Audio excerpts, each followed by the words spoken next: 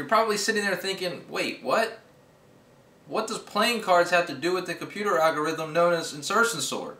So if you ever played a game of cards, you may have performed insertion sort or a slight variation of it at one point or another.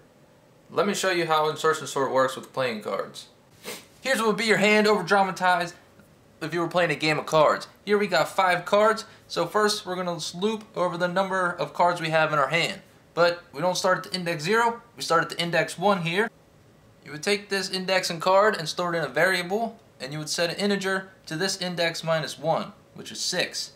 So now we're going to take 6 and we're going to take this index and compare it to this index. So if 6 is greater than 2, which it is in this case, we'll fall into a loop and we'll stick 6 in this index right there.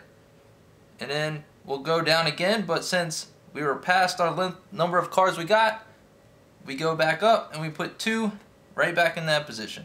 So now we've gone from this index, now we'll go from this index, so we'll look at 9. So we stored that in our variable. We go down to 6 here, and we see if 6 is greater than 9, which it isn't. We just go ahead and put 9 right back in there because the algorithm thinks that it's in order. So now we go up an index, and we look at the 4 of hearts here. So then we say, is 9 greater than 4? It is. So we go ahead and put 9 right there. Then we'll go down 1. We'll say, is 6 greater than 4? It is. So we'll put that right there in that spot.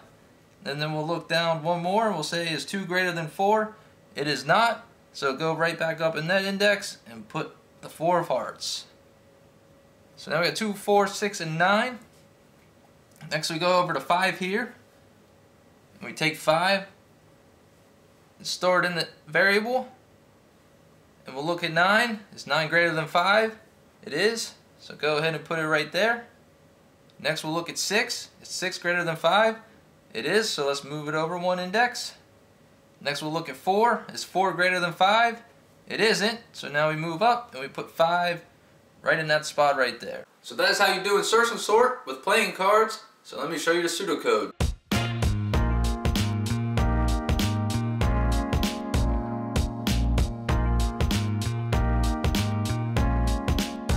As you can see, this algorithm is only efficient on small data sets.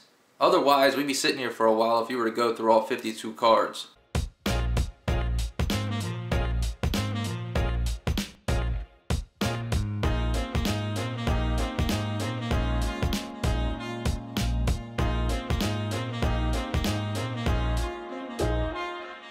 This algorithm may be easier to write, but the best and worst case is O of n squared. However, it might be the best O of n squared sorting algorithm. There you have it. That is how insertion sort works. Quick and easy. Hope you guys enjoyed the video. Drop a like if you learned something new. Thanks for watching. Hope to see you next time. See ya.